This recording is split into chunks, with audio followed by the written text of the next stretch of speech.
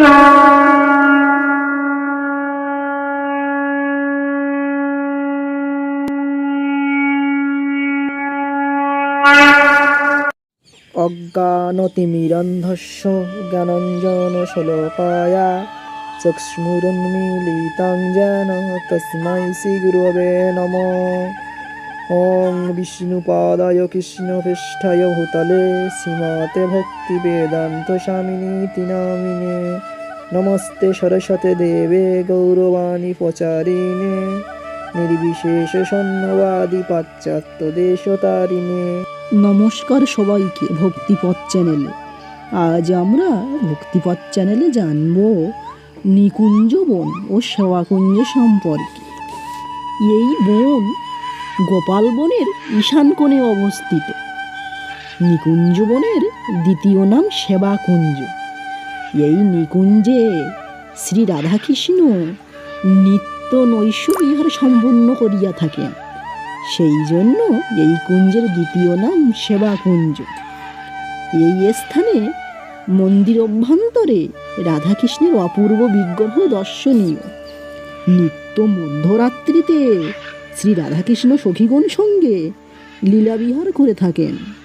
তাহাদের লীলা বিলাসকালে কোনো প্রাণী জোরপূর্বক তথায় প্রবেশ করিলে তাহারা প্রাণে বাঁচেন না, কারণ অতি পুষ্টিকর খাদ্য হইলেও উদারময় গ্রন্থ রোগীর পক্ষে বিষবৎ।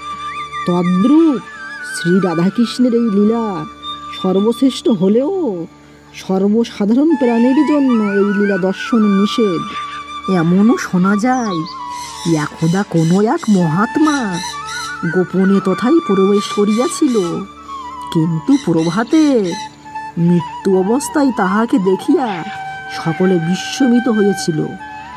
আশ্চর্যের বিষয়, এই বনে দিনের বেলা কয়েক হাজার বানর এবং পাখির কলবর শোনা যায়, কিন্তু সন্ধ্যা হইবার সঙ্গে সঙ্গে তাহারা পর্যন্ত বন হইতে বাহিরে চলিয়া আসে।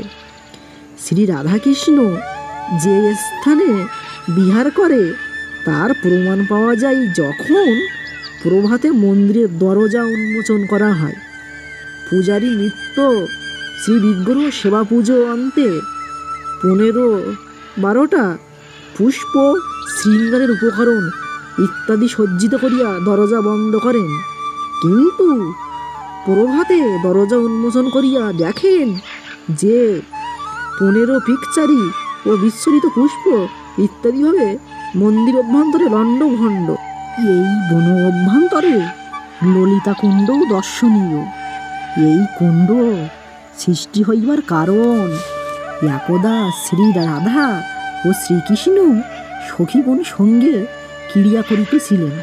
সেই সময় প্রধান সখী শ্রী ললিতা তৃষ্ণার্ত হইয়া বলিলেন, হে শ্যামসুন্দর, আমি পিপাসায় কাতর, আমাকে জল পান করাও। তদুত্তরে শ্রীকৃষ্ণ বলিলেন, ললিতে, অদূরেই শ্রী যমুনা, তাহার স্বচ্ছ শীতল জল পান করিয়া তৃষ্ণা নিবারণ করো।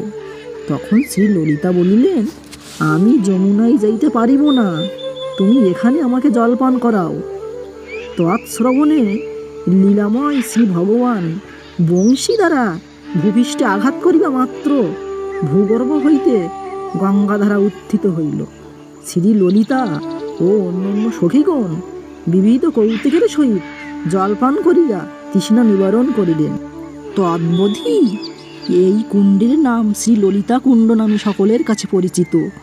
নিকুঞ্জ বনটি কদম্ব, শ্যাম, তমাল, পিলু ইত্যাদি লতা বৃক্ষ দ্বারা পরিশোভিত। বনের একটি তমাল বৃক্ষতলে অসংখ্য শিলামূর্তি দেখিতে পাওয়া যায়। এই বনকে পরিক্রমা দেওয়ার জন্য বন অভ্যন্তরে রাস্তা সুরক্ষিত। বৃক্ষগুলি যেন সদাই মস্তক নত করিয়া প্রণাম করিতেছে। এই স্থানে শ্রী অন্নপূর্ণা দেবীর মন্দিরও দর্শনীয়। তাহলে ভক্তবৃন্দরা, আপনারা জানান আপনাদের কেমন লাগলো এই নিকুঞ্জবন সম্পর্কে জানতে। আর আপনাদের যদি ভালো লাগে তাহলে আপনারা এই চ্যানেলটি সাবস্ক্রাইব করবেন এবং বেশি বেশি করে শেয়ার করবেন এবং লাইক করবেন।